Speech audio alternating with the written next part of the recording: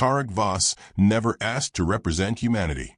The last thing he remembered before waking up in this strange holding cell was finishing his night shift at the lunar mining facility, looking forward to a hot shower and sleep. Now he was being told by some chittering, multi-limbed alien that he was to compete in something called the Grand Interspecies Tournament as Earth's champion. There must be some mistake, Tarek said, running a hand through his unkempt dark hair. I'm just a mining engineer. I'm not a fighter. The translator device on the alien's thorax buzzed. No mistake. You were selected by random algorithmic sampling. Your species is new to galactic society. Must participate. Rules are absolute. But prepare. You compete in one rotation. The alien scuttled away, leaving Tarek alone in the sterile chamber. The arena prep room, as he'd been told to call it, contained various objects that he assumed were weapons, though many looked more like kitchen implements or gardening tools. He picked up something resembling a short staff with glowing blue ends. Not that one, came a gravelly voice from behind him. Tarek spun around to find another alien, this one bipedal, but with forearms and skin that reminded him of tree bark. Its eyes were deep-set and golden. Who are you? I am Krultak, former champion, now advisor. The alien moved forward with surprising grace. That weapon would melt your hands. Human physiology is fragile. Look, I don't want to fight. I want to go home. Krultak made a sound like stones grinding together. Laughter, Tarek realized. They all say this. But the Ascendancy has spoken. You fight or your planet faces sanctions. Sanctions. Trade embargoes. Technological restrictions. Perhaps worse. Krultak picked up a simple metal rod. This one, balanced for bipeds. Less likely to kill you while using it. Tarek reluctantly took the weapon. It felt surprisingly comfortable in his grip. What am I fighting against? Who? Champions from other worlds. Some participating for millennia. Some engineered for combat over generations. Krultak assessed Tarek with a critical eye. You humans are new. Untested. Weak in most physical parameters. Gee, thanks for the pep talk. But, Krultak continued, ignoring Tarek's sarcasm, there is something about your kind. Something unpredictable. I have studied your species since your world was added to the roster. A harsh alarm sounded. Lights shifted from ambient white to a pulsing crimson. Your match approaches. You face Droker of the Vedic Combine first. Krultak handed Tarek a small device. Attach this to your neck. Translation and basic shield. Not much protection, but better than nothing. What's a Droker? What's a Vedic Combine? Predatory species. For limbs, but triple-jointed. Venom sacs. Quick. Great. Tarek's hands trembled as he attached the device. Any advice? Yes. When you enter arena, they will laugh. All species do when humans compete. We have seen your broadcasts. Your entertainment. We know your physical limitations. That's not advice. That's just depressing. No.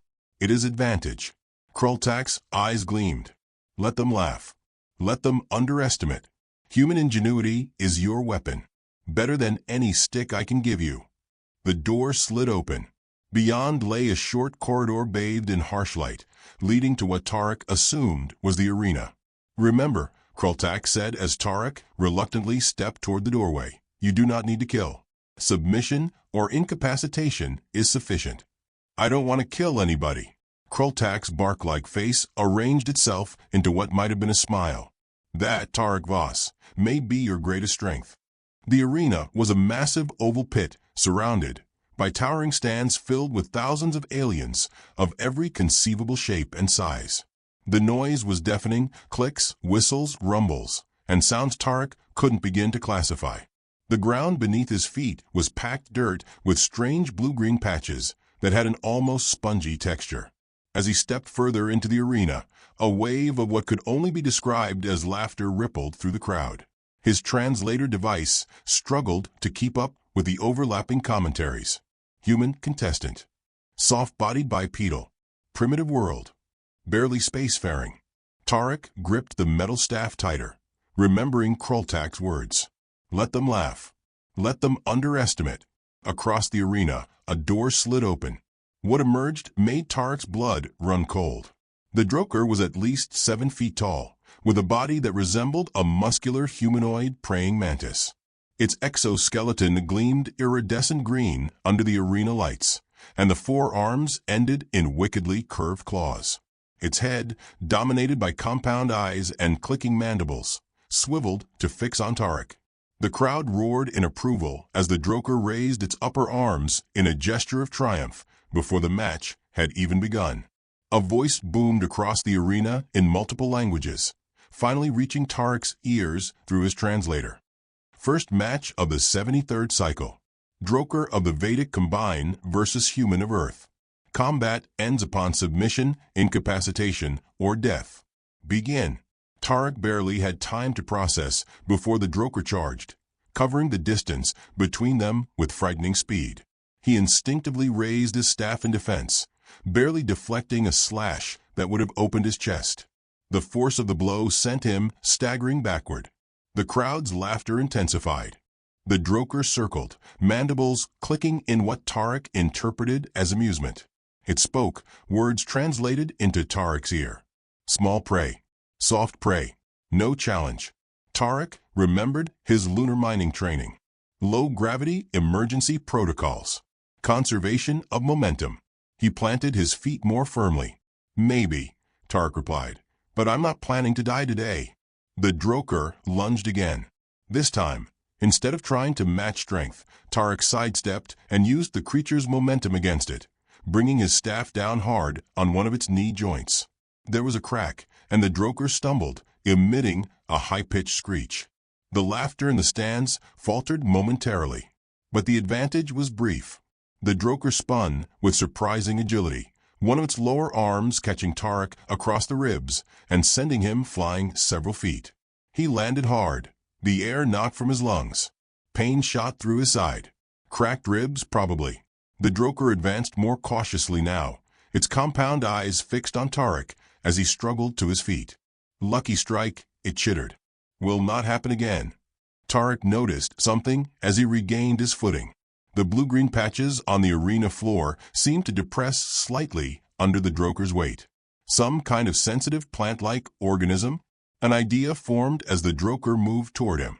Tarek feigned greater injury than he felt, stumbling backwards toward one of the larger patches of the blue-green substance.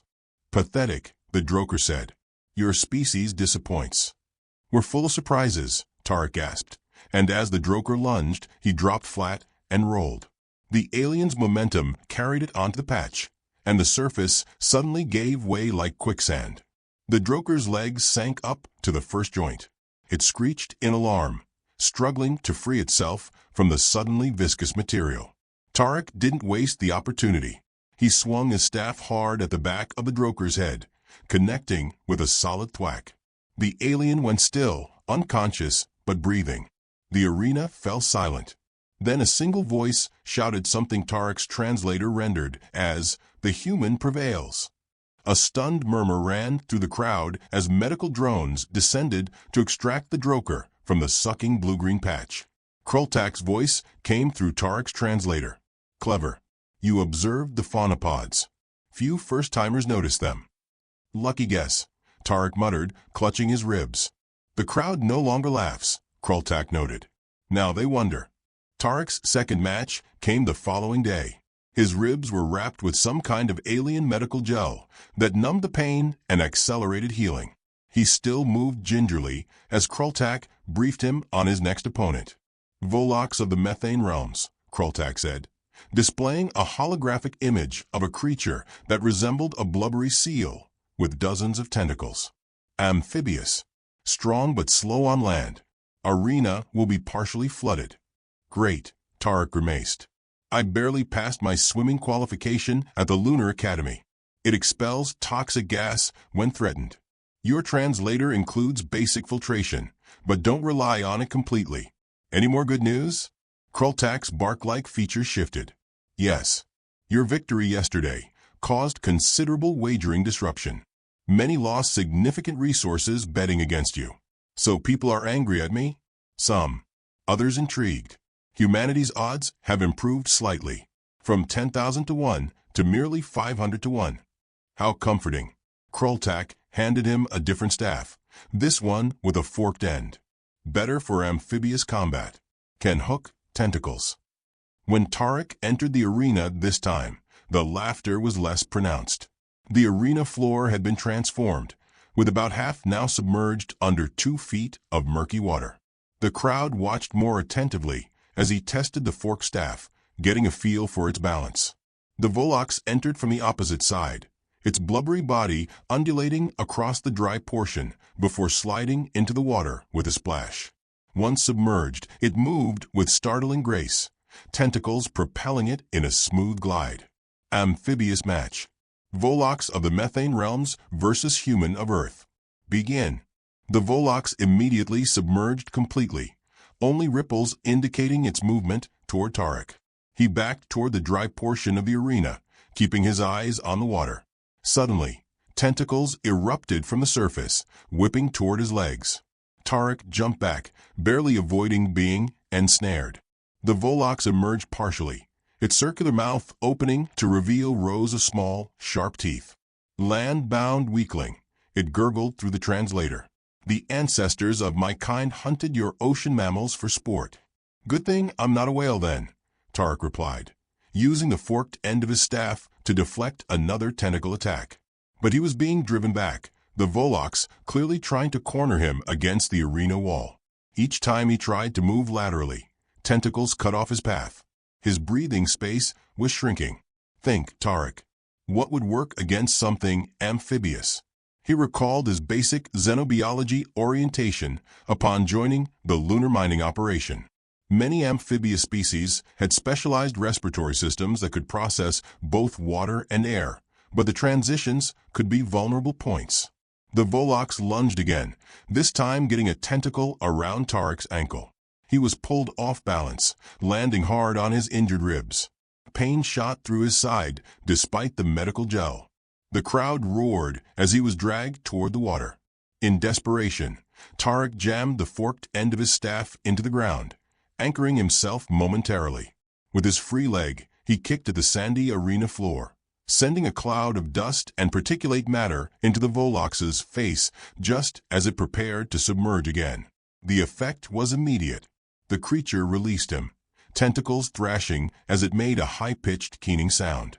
It rolled in the water, trying to clear whatever respiratory apparatus was being irritated by the dust.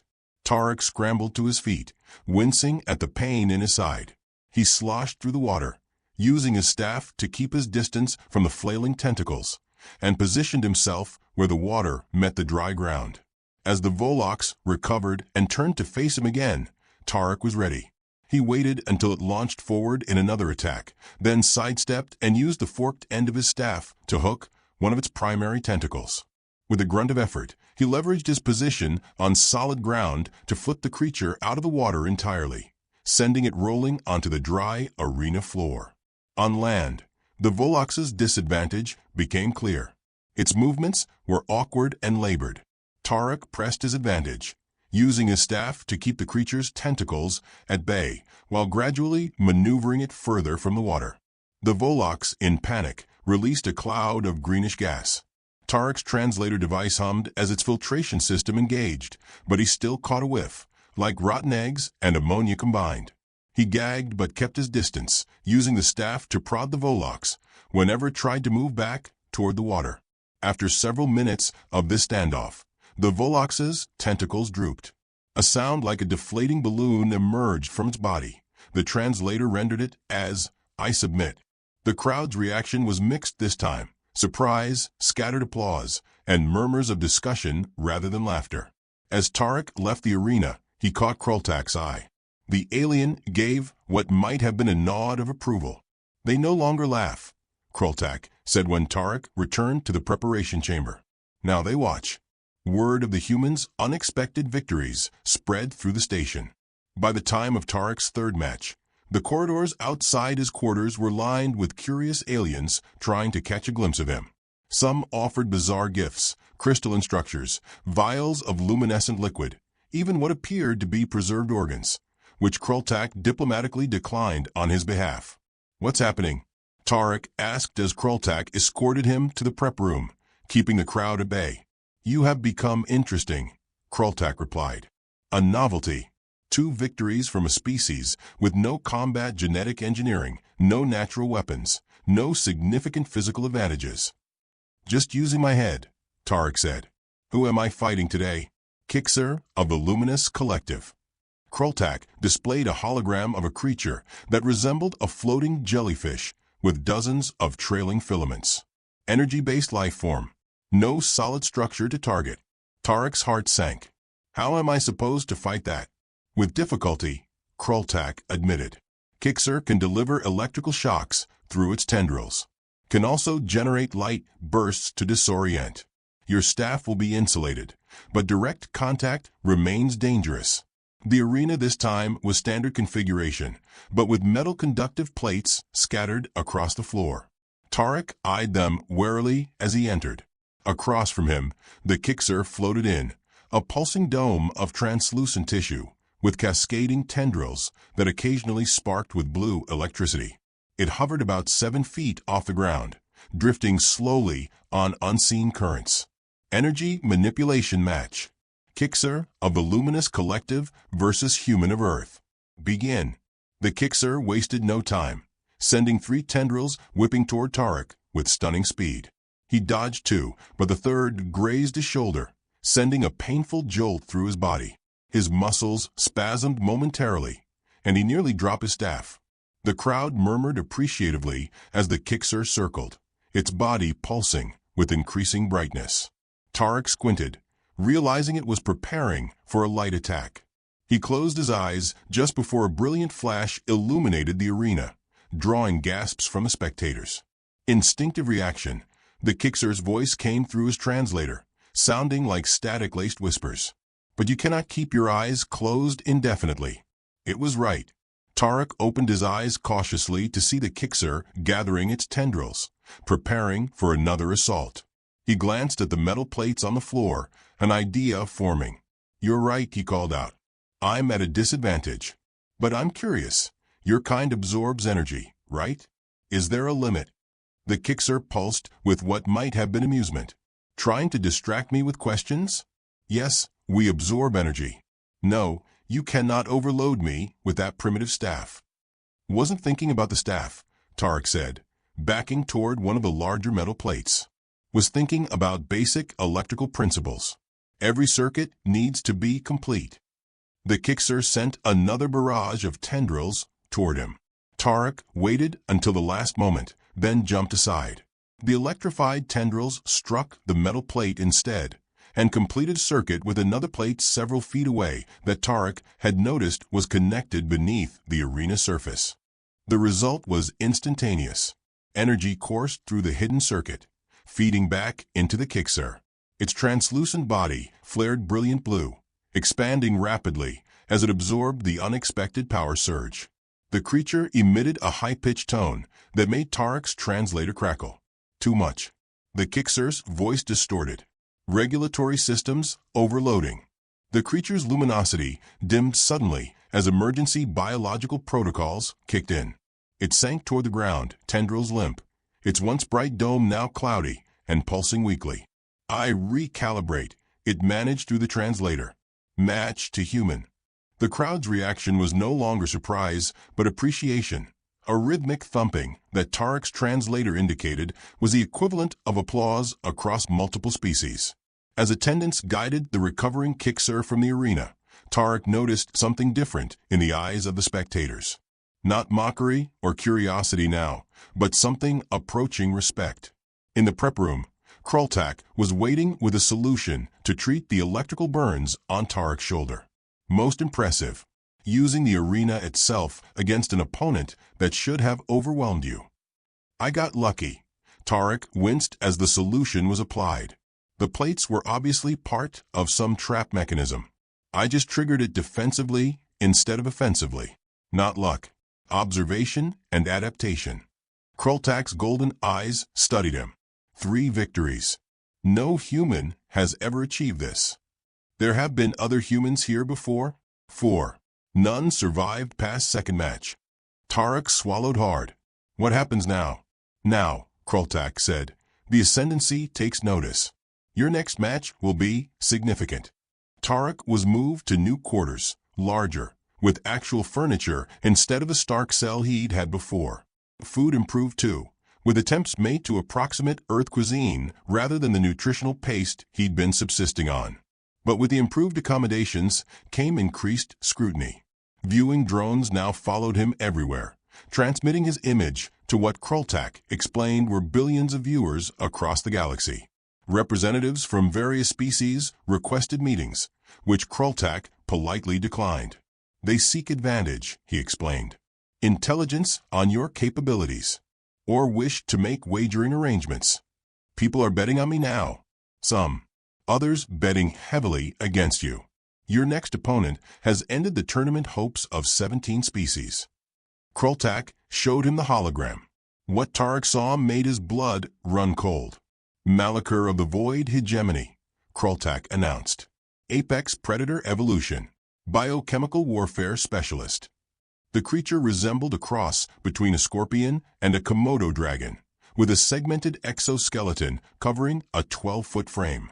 Multiple limbs ended in either pincers or blade-like appendages, and a tail arched over its back bearing a crystalline stinger that dripped with iridescent fluid.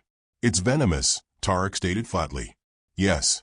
Neurotoxin paralyzes. Then digestive enzymes begin external preconsumption breakdown. It eats its opponents, if permitted. Tournament rules require intervention before fatality, but accidents occur. Tarek sat heavily on his new bed. I can't beat that thing. It's a walking arsenal. Kroltak was silent for a moment. Previous opponents thought similarly. Logic suggests you should lose. But you have defied logic 3 times now. This is different. The others had exploitable weaknesses. What's this thing's weakness? Unknown. Malachor species engineered themselves over centuries for combat perfection. Tarek spent the night reviewing footage of the Malachor's previous matches. Each followed a similar pattern. A brief period of stalking, followed by an overwhelmingly fast attack that inevitably ended with the opponent pinned under those massive pincers or impaled on blade limbs. Those who survived longest kept their distance, but eventually tired or made mistakes. When the time came for the match, Tarek entered the arena with a strange calm. The crowd was the largest yet, with viewing platforms extended to accommodate important dignitaries. His translator informed him that the Ascendancy Council itself was in attendance, the ruling body of the galactic community. The Malachor entered opposite him, its segmented body moving with unsettling grace for its size. It raised several limbs in acknowledgement of the crowd's roar, then fixed its compound eyes on Tarek. Combat Masterclass Match. Malachor of the Void Hegemony versus Human of Earth. Begin. The Malachor didn't immediately attack. Instead, it began a slow, methodical advance, blade limbs clicking against the arena floor. Through his translator, Tarek heard its deep, resonant voice. Small human, I have studied your matches. Clever, but cleverness ends when pincer meets flesh. Tarek backed away, keeping maximum distance. You've never fought a human before. Your kind is new, unrefined, primitive. The Malachor's mandibles clacked. I will make your death educational for your species. Tarek continued backing away, noting how the Malachor matched his movements exactly, maintaining the precise distance it preferred. A predator's patience. It would wait for him to make a mistake, to tire, to show weakness. So he decided to show weakness. Tarek deliberately stumbled, feigning a twisted ankle.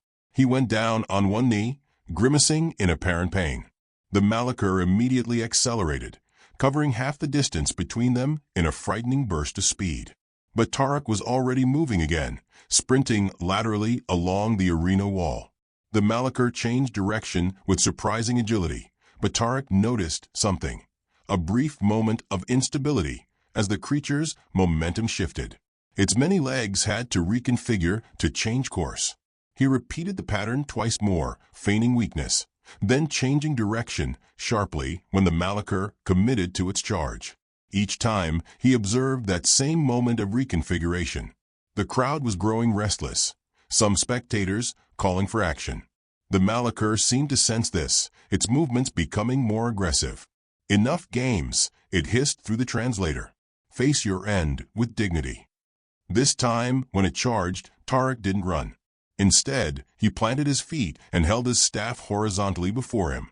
The Malachur, perhaps surprised by this change in tactics, hesitated fractionally, then surged forward, pincers extended to catch the staff and snap it in two.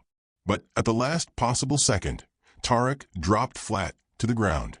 The Malachur, committed to its charge, passed over him, and Tarek thrust his staff upward with all his strength, directly into the soft juncture where the creature's central body segments connected. There was a sickening crack. The Malachur's momentum carried it forward, but its back legs suddenly failed to coordinate with its front. It crashed to the arena floor in an uncoordinated tangle of limbs, its tail whipping wildly, stingers spraying venom that hissed where it struck the ground. The crowd fell absolutely silent. Tarek scrambled away from the thrashing creature, whose translator now emitted a stream of untranslatable sounds that must have been profanity or pain expressions. The Malachur tried to right itself, but its back half moved independently from its front, the neurological connection clearly severed. "Medical intervention," someone called, and drones descended toward the arena. Before they arrived, the Malachur locked eyes with Tarek. "How?" it demanded, mandibles trembling in what might have been rage or disbelief. "Exoskeletons are strong," Tarek said, still backing away from the dangerous stinger. "But the joints between segments are vulnerable, especially during movement reconfiguration. Basic engineering principle. Any chain is only as strong as its weakest link." The medical drones reached the Malachur, spraying it with some kind of containment foam that immobilized its still dangerous appendages. As it was lifted from the arena, the crowd remained in stunned silence. Then, from somewhere in the upper tiers, a sound began, a rhythmic pounding that Tarek now recognized as applause. It spread, building until the entire arena vibrated with it. Krultak met him at the exit. "Unprecedented," the alien said, something like awe in his gravelly voice. "4 victories. Against a Malachur. Will it survive?" Tarek asked. "Yes. Severe injury, but regeneration technology will repair eventually." Krultak tilted his head. "You care about its survival?" "I didn't want to kill it. Just stop it." Curious priority. Krultak gestured toward a new exit tunnel. "The Ascendancy requests your presence." "What does that mean?" "It means, Tarek Voss, that you have become more than a contestant. You have become a symbol." The Ascendancy Council Chamber was a vast hemisphere, with tiered seating accommodating representatives of what must have been hundreds of species. At the center stood a raised platform where Tarek now found himself, surrounded by beings of incredible diversity, some recognizably bipedal, others amorphous or energy-based, some microscopic viewed through magnification fields, others so large they occupied entire gallery sections. The presider, a tall, willowy being with iridescent skin and eyes that seemed to contain galaxies, addressed the assembly in a musical language that Tarek's translator rendered with formal gravity. "The human contestant has achieved what no new species has accomplished in 8,000 cycles. 4 victories, demonstrating not physical superiority, but adaptability and cognitive flexibility. The Ascendancy must consider the implications." A rumble of discussion spread through the chamber. Tarek shifted uncomfortably, acutely aware of countless eyes, sensory organs, and perception apparatuses focused on him. "Is this a trial?" he whispered to Krultak, who stood beside him. "No," Krultak replied. "Assessment. Your performance raises questions about human potential."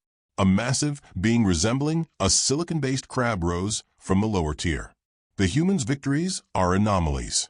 Flukes. Their species remains physically inferior, technologically primitive, politically fractured." The Droker was overconfident. The Volaks miscalculated.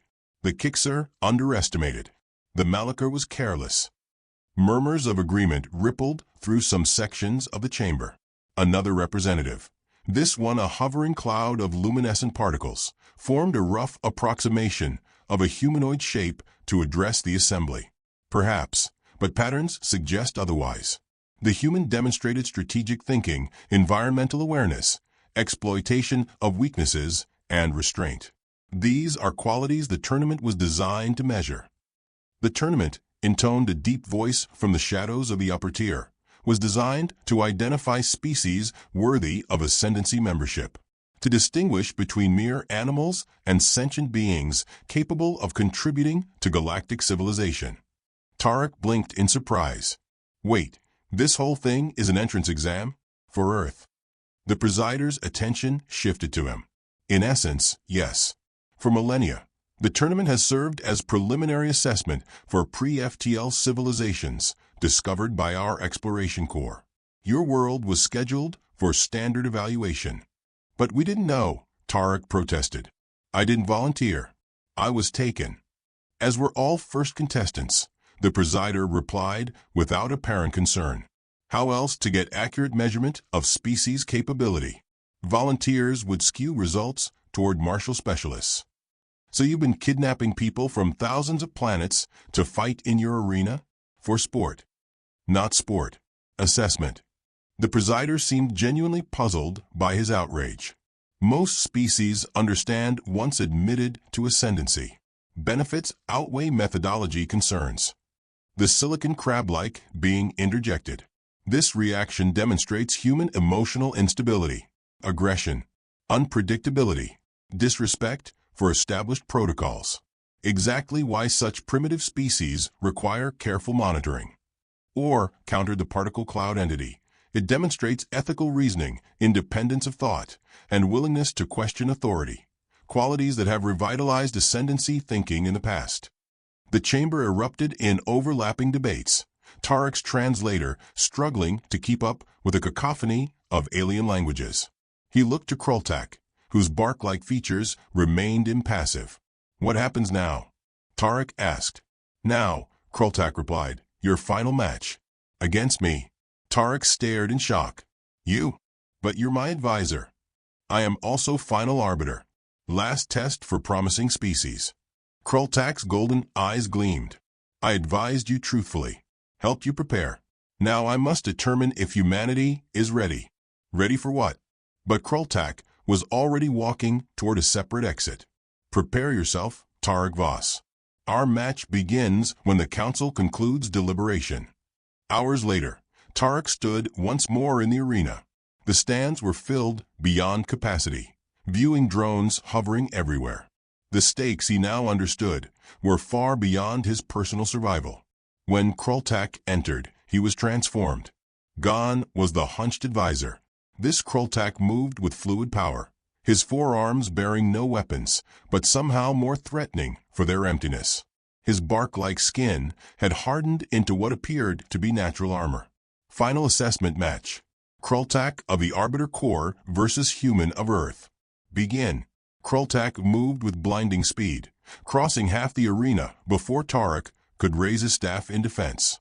A sweeping kick took Tarek's legs from under him, sending him crashing to the ground. The staff clattered away.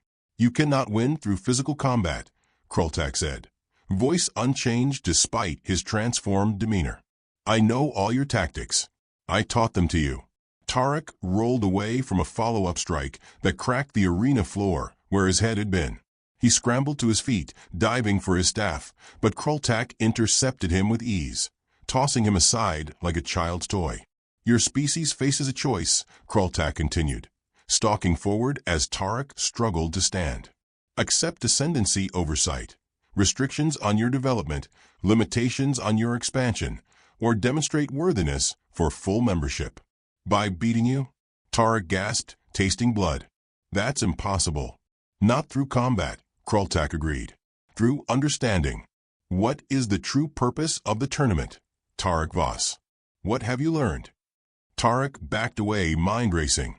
The true purpose? He reviewed everything. The matches, the increasing difficulty, the different types of opponents, Kroltak's advice. Let them laugh. Let them underestimate. The crowd had laughed when he first entered. They'd expected failure. every opponent had dismissed him, right until the moment he'd surprised them. "It's about perception," Tarek said suddenly. "About challenging assumptions. The ascendancy, you think you know what defines intelligence, civilization, worthiness. You've created tests that reflect your values." Kroltak paused, head tilting slightly. "But real intelligence," Tarek continued, gaining confidence, "real adaptability, means recognizing when the test itself is flawed, when the system needs to change." "Explain," Kroltak demanded, but his aggressive posture had softened slightly. "This tournament, kidnapping people, forcing them to fight, it's wrong by human standards. But I understand why you created it. You needed a way to protect established galactic civilization from potentially dangerous newcomers. To identify which species could contribute rather than disrupt." Tarek straightened, ignoring his injuries. "Humanity doesn't need to beat you at your own game. We need to show you a better game." The arena had fallen completely silent, every spectator intent on this exchange. "Instead of combat," Tarek said, "imagine a tournament of creation, of problem-solving, of cooperation. Test species not on how well they fight, but on how well they build, heal, connect, innovate. Those are the qualities that truly advance civilization." Kroltak stood perfectly still. "You would change a system that has functioned for millennia? If it no longer serves its purpose, yes. Adaptation isn't just for contestants. It's for the ascendancy too." Tarek took a deep breath. "I forfeit this match. Not because I can't win, but because winning on your terms validates a system I believe is flawed." He walked forward and laid his staff at Kroltak's feet. "Humanity isn't perfect. We've made terrible mistakes. But our greatest strength isn't fighting. It's learning, changing, improving. If the ascendancy truly values those qualities, then judge us by them." For several heartbeats, no one moved. The silence in the arena was absolute. Tens of thousands of alien spectators frozen in anticipation. Kroltak's golden eyes studied Tarek, unblinking. Then, slowly, Kroltak lowered his forearms. "In 8,000 cycles of the tournament," he said, his voice carrying throughout the hushed arena, "no contestant has ever refused the final match." The presider's voice echoed from above. "Arbiter Kroltak, how do you rule?" Kroltak turned to face the Ascendancy Council's viewing platform. "The human speaks truth we have long ignored. Our methods have become ritual without purpose. We test for qualities that served the early ascendancy, combat prowess, survival instinct, tactical thinking, but ignore others equally valuable." Murmurs rippled through the crowd as Kroltak continued. "I have studied Earth's transmissions, their history, their art. They destroy, yes, but they also create with breathtaking originality. They divide, but they also unite across seemingly insurmountable differences. They are young, impulsive, sometimes cruel, but capable of wisdom beyond their years." Kroltak turned back to Tarek. "You could have attempted to fight. Your species has a history of battling against impossible odds. Instead, you chose to challenge not just me, but the ascendancy itself. That requires greater courage." The Silicon Crab entity's voice boomed across the arena. "This is unprecedented. The tournament protocols are absolute." "Perhaps they should not be," replied the luminescent particle cloud. "Stagnation is the enemy of true civilization. If we cannot adapt our own methods, how can we claim superiority?" The debate spread throughout the chamber, different factions of the ascendancy arguing passionately. Tarek stood in the center of it all, acutely aware that the future relationship between Earth and the galactic community hung in the balance. Finally, the presider raised a hand, and silence fell once more. "The arbiter's judgment carries weight in our tradition, but this matter is too significant for unilateral decision. The council will deliberate." Tarek was escorted from the arena to a private chamber, where medical drones treated his injuries. Hours passed with no word, then days. He was provided with comfortable accommodations, but no information about his fate or Earth's. On the 7th day, Kroltak appeared at his door. "The council has reached its decision. You are summoned." The council chamber was even more crowded than before. As Tarek entered, he felt the weight of countless alien gazes upon him, some curious, some hostile, some unreadable. The presider stood at the center of the chamber, those galaxy-filled eyes, somehow both ancient and vibrant. Tarek, Voss of Earth, your challenge to our traditions has caused the greatest ascendancy debate in 2,000 cycles. Tarek swallowed hard but remained silent. Some argued that your forfeit constituted failure and that humanity should be placed under restrictive oversight. Others maintained that your reasoning demonstrated precisely the kind of innovative thinking the ascendancy needs. The presider's voice remained neutral, giving no hint of the outcome. After extensive deliberation, we have determined that both perspectives have merit. Tarek's heart sank. Diplomatic language for rejection. Therefore, the presider continued, we offer a compromise. Humanity will not receive full ascendancy membership, yet, nor will Earth be placed under restrictive oversight. Instead, we extend an unprecedented invitation. Help us redesign the tournament.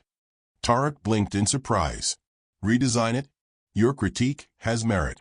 The tournament's emphasis on combat may indeed select for qualities that no longer serve the greater galactic good.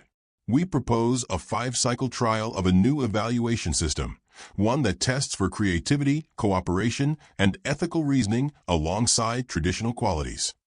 The presider's skin rippled with colors that Tarek's translator indicated expressed both caution and hope. You will work with Arbiter Kroltak and a council committee to implement this new approach. Earth will serve as the first test case. If successful, the system may be adopted permanently. Tarek found his voice at last. And if Earth passes this new evaluation, then humanity will be welcomed as full members of the Ascendancy, with all rights and responsibilities thereof. Kroltak stepped forward.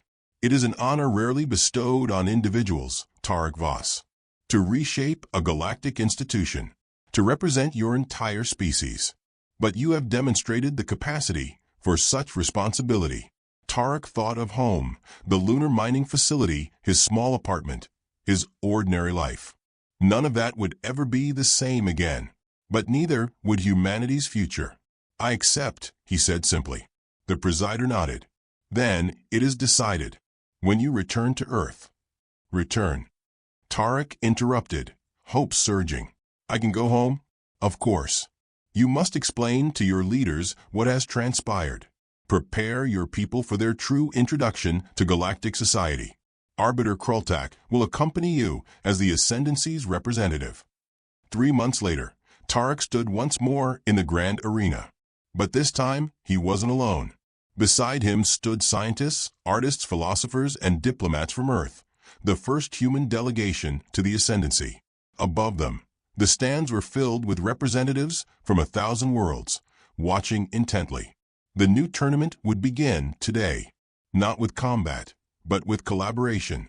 Teams from 40 species working together to solve galactic-scale problems. Earth's representatives, initially regarded with skepticism, would soon demonstrate the creativity and determination that Tarek had shown in his lone stand. As they prepared to enter the transformed arena, Kroltak approached, his bark-like features arranged in what Tarek now recognized as a smile. They laughed when you first entered this arena, Kroltak said quietly. Today, they will cheer when you leave it. Tarek looked up at the massive alien who had become both mentor and friend.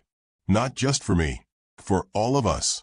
The doors swung open, revealing the bright lights and the expectant crowd. Humanity was about to take its first true steps into a much larger universe, not as conquerors or subjects, but as innovators, as catalysts for change. They had laughed when the human entered the arena. They would cheer when humanity transformed it.